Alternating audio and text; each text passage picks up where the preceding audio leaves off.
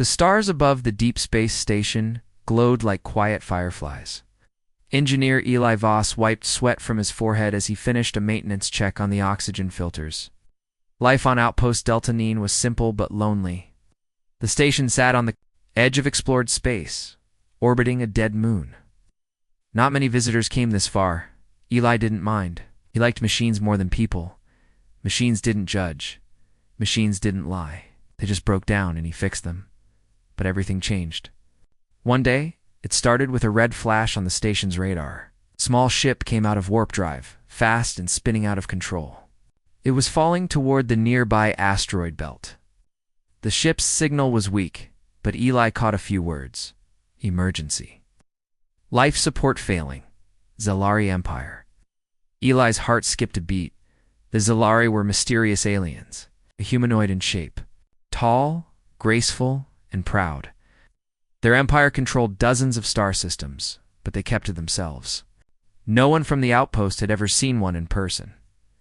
"Get ready, Voss," said the station commander. "You're the only one with enough zero-G experience to go out there. If there's anyone alive on that ship, bring them back." Eli suited.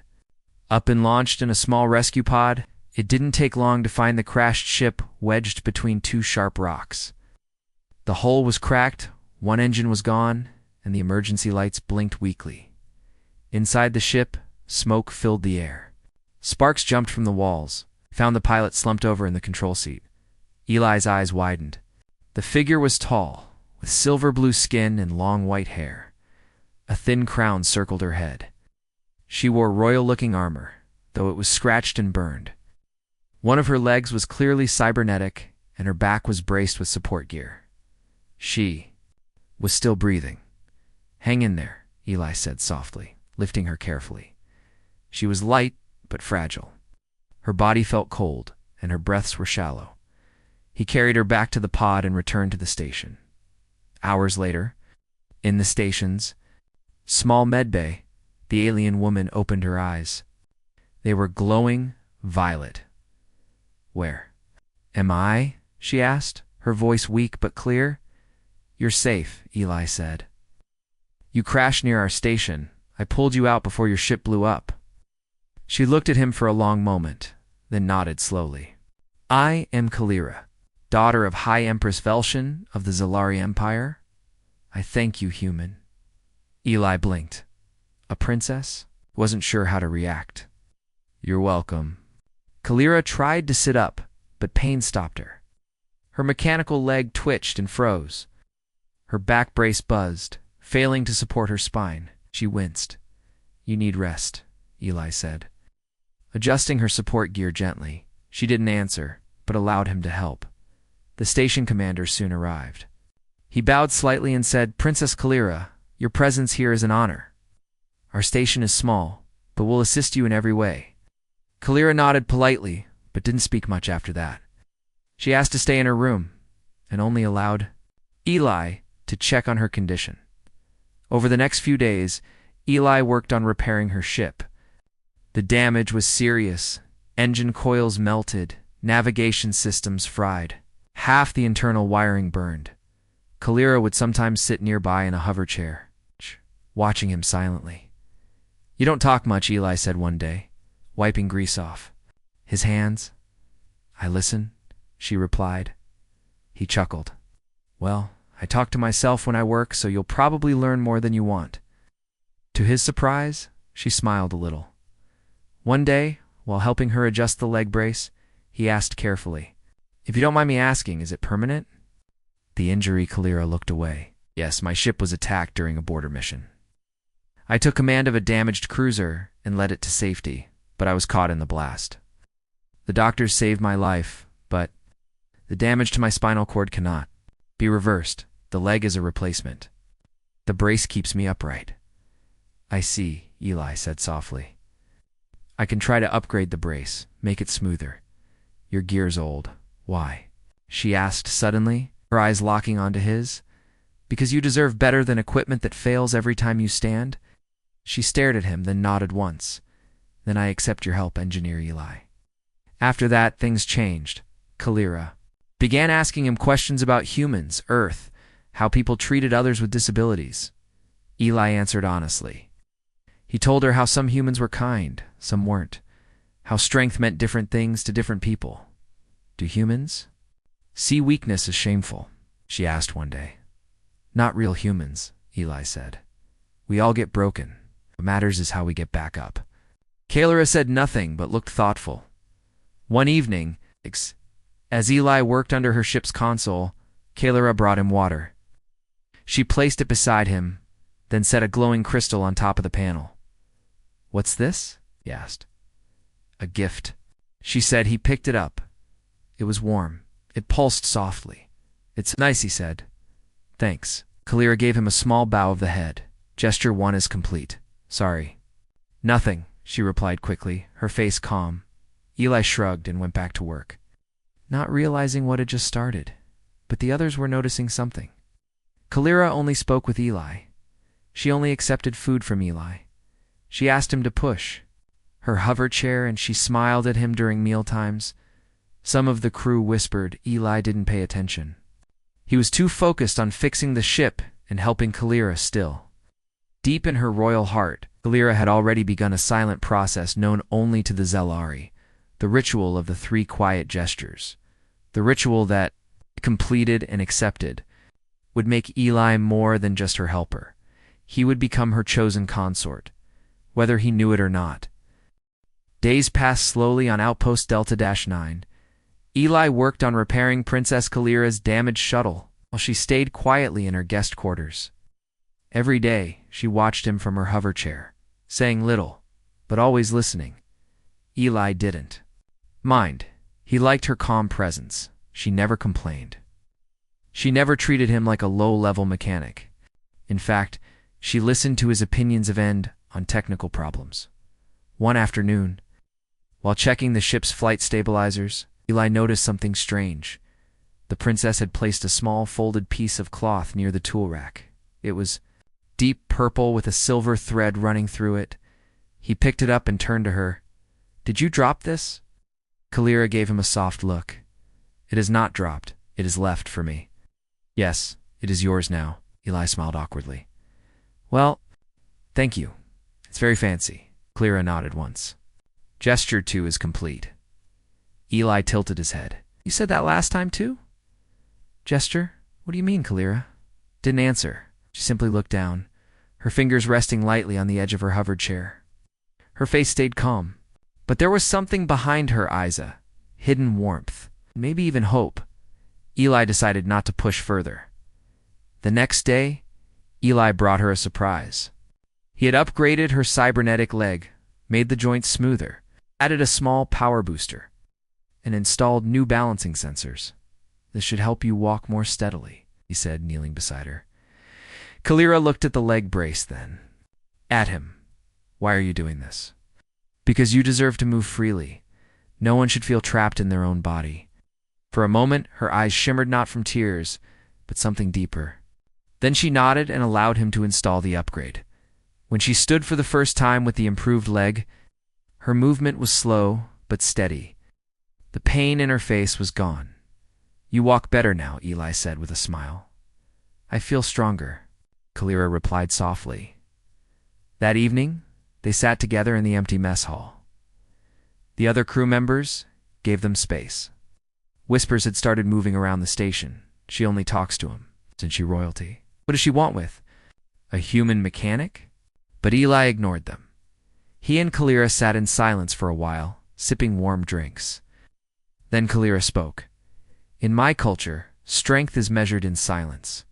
We do not boast. We show our intent through actions, not loud words. Like that, Eli replied. Humans do the opposite sometimes. We shout even when we're wrong. Kalira smiled faintly. But you do not shout. Listen, you act with care. You treat me not as broken, but as whole. Eli looked down. Well, you are whole. You're more complete than most people I know. Kalira was quiet, then whispered, That is why Gesture 3 will come soon. Eli blinked. Okay, you keep saying that. What does that mean? She looked at him, almost sadly. You'll know, if you choose to see it. The next morning, Kalira asked Eli to take her outside the station. was rare for guests to go out, but the commander allowed it. They wore environmental suits and floated across the surface of the moon. The stars above them were brighter here, sharp and endless. Kalira pointed toward a distant nebula glowing green and blue. My people call that the Mirror of Truth. It is where our ancient kings were crowned, far before our empire had ships. It's beautiful, Eli said. Do you miss your home? Kalira's voice was quiet. Yes, but not for the reasons you think. Why then? I miss being seen. Back home, they see only the damage, the weakness, the broken princess. With a metal leg, I see someone who fought to live, someone who still leads, even while healing. Kalira turned to him slowly. You speak with heart. You see me, not the crown. She reached into a small pouch and pulled out a glowing orb. It floated in the air between them. I offer you this, token of my bond. What is it? Eli asked, watching the light shift inside it. It is called a soul flame, Solari royalty. Share it with one person in their lifetime. If accepted, it becomes part of their bond. Eli looked confused. You mean, like a marriage thing? Kalira didn't answer directly. She simply said, you must choose. Keep it and something begins. Return it and it ends now. Eli looked at the soul flame. It pulsed softly like a heartbeat. Something inside him stirred. Not fear, not confusion, but something else. A feeling he hadn't known in years. A quiet warmth. He took the orb and placed it inside his jacket. I don't know what all this means, he said slowly, but I trust you. Kalira nodded once. Gesture 3 is complete. Back at the station, the crew watched with silent curiosity as Eli and Kalira returned. She gave him something. They're always together now. Do you think he knows what she's doing? The station commander called Eli into his office. She's an alien princess, Eli, he said. This could be political, dangerous. Eli shrugged. She's a person first, and she trusts me. That means something, the commander sighed. Just be careful. Zellery don't joke about royal rituals. That night, Kalira stood with help near the shuttle. The ship was nearly ready. You've done much for me, she said. More than I expected, more than I deserve. You saved others. You flew while injured. You're a hero where I'm from, Eli replied. Kalira looked at him seriously. Eli, what if I asked you to come with me, to leave this station and return to the stars? He hesitated. I don't belong in royal palaces. You belong where you are needed. I need someone who sees me, like you do. Eli didn't know what to say. He had fixed broken engines, failing systems, damaged robots. But this was something different. Was it love? Was it duty? He didn't know yet. But he was starting to feel something real, something strong. The stars above Outpost Deltanine shined quietly. But trouble was now moving fast through space. It came in the shape of a large, black Solari warship. The moment the ship entered the system, the station's alarms began to beep. Its markings were royal, but its weapons were hot and ready. Eli stood near the docking bay as the ship slowly approached. Kalira sat beside him in her hover chair. Her eyes were calm, but her hands were tight around the armrests. Who is it? Eli asked. My cousin, Kalira said. Lord Thavos? Is he here to help you? Kalira shook her head slowly. He never helps. He only wants power. The Zalari warship docked without asking. 4 guards in black armor entered first, followed by a tall man with pale blue skin and golden eyes. He wore a deep red cloak and carried a sharp silver staff. Princess Kalira, he said in a smooth, cold voice, you live. Ow. Unexpected. Lord Thavos, she replied without emotion. Your presence was not requested. I came, because your ship vanished near a human outpost. We feared you had perished. His eyes moved to Eli. Instead, we find you here. With a lowborn mechanic, Eli didn't speak. He just stared at Thavos with quiet dislike. Kalira didn't rise from her chair. This human saved my life. He fixed my ship. He helped me walk again. A servant's work, Thavos said coldly. And yet you act as if he is your equal. I act Calera said slowly, because my choices are my own. Thavos turned toward the station commander. Prepare the princess for return. Her time among humans is over. The commander looked at Calera. Do you wish to go? Calera shook her head. I will go when I am ready, and not before. Thavos' smile faded. You are not in charge, cousin. The Empire decides. Are only alive because of tradition and pity. Your injuries make you weak, unfit for royal duties. Eli took a step forward. She's stronger than anyone I've met. Thavos narrowed his eyes. The human speaks. Calera raised her hand. Enough. If you came to return me home, wait until my ship is ready. If you came to insult my host, you may leave now. Thavos turned and walked away. We will speak again soon, cousin. Very soon. Later in her room, Calera sat in silence. Eli stood. Beside her, you okay? He asked. No, she said honestly. Thavos sees me as broken. He wants my royal seat. If I return without strength, I will lose everything. You don't need him. You don't need anyone like that. But I need allies, Calera whispered. And I need you. Eli looked confused. Me? You are not just anything, she said. You have given me more than machines. You gave me back my courage. He sat beside her. Calera, that orb you gave me, the soul flame. Did it mean something big? She nodded. Yes, it means I have chosen. Chosen what? My consort? My bondmate? Eli's heart skipped. You mean a marriage? But I didn't even. She placed a hand gently on his. I performed. The 3 quiet gestures. You accepted each one. I didn't know what they meant. But you didn't reject them. In Zelari law, silence is agreement. Eli sat back, shocked. Calera, I like you, I respect you. But this is huge. I understand, she said softly. You may still refuse. He looked at her into her eyes that had seen pain, war, and now. Hope I won't refuse, he said after a long moment. But I need time to understand. She nodded. Then take it. The bond does not rush. That night, Thavos made his move. With half his guards, he marched into the shuttle bay and placed a royal seal on Calera's ship. This shuttle is now under Imperial control, he announced. All repairs must stop. Eli was already there. Working, he stepped forward. You can't just take it. She hasn't approved. I don't need her approval, Thavos said coldly. Her rule is weak. And Thavos turned and ordered 2 guards to escort Calera from her room. Eli ran. He reached her door just as the guards did.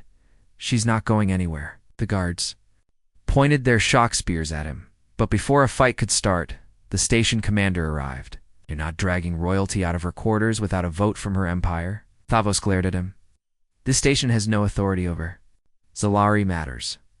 And this is human space, the commander said firmly. At here, we follow our laws. Calera arrived slowly in her hover chair, her chin high. Thavos, she said, you want to test my strength? Then hear this. I will return to the Empire. Only with my ship, on my terms, and with my chosen consort. Thavos froze. You dare?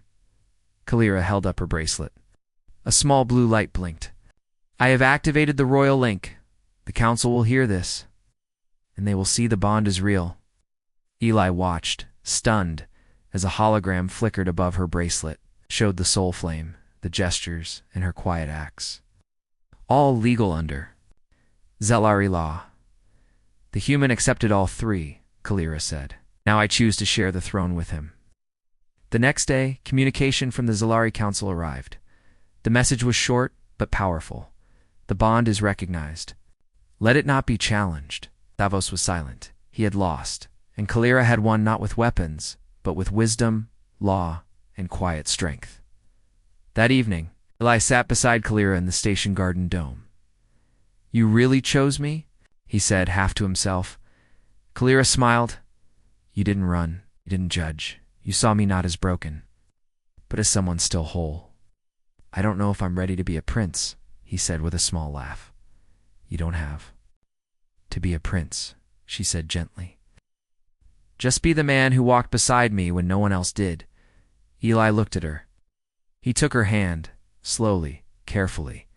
Then I'm not going anywhere. Days passed quietly on Outpost Delta 9. The atmosphere was tense but calm. Kalira's ship was almost ready to fly again. She spent hours with Eli, sharing stories about her home, the Zelari Empire, and her life before the crash. Eli listened carefully. He wanted to understand everything about her world, her people, and the strange customs that had brought them together. One evening, as the station's artificial sun dimmed to twilight, Eli worked inside the shuttle's main control room. He carefully checked the navigation panel, connecting wires and testing circuits. Suddenly, a small drawer near the console slid open on its own. Inside, a delicate box lay hidden. Curious, Eli opened it. Inside was a thin scroll made from a shimmering, flexible metal. It glowed softly with an unknown light. Eli carefully unrolled it, and strange symbols appeared. He called Kalira over. "What is this?" Eli asked, holding the scroll. Kalira's eyes widened. "That is a royal document. It records sacred contracts made by the imperial family." Eli studied the symbols. Then he saw something remarkable.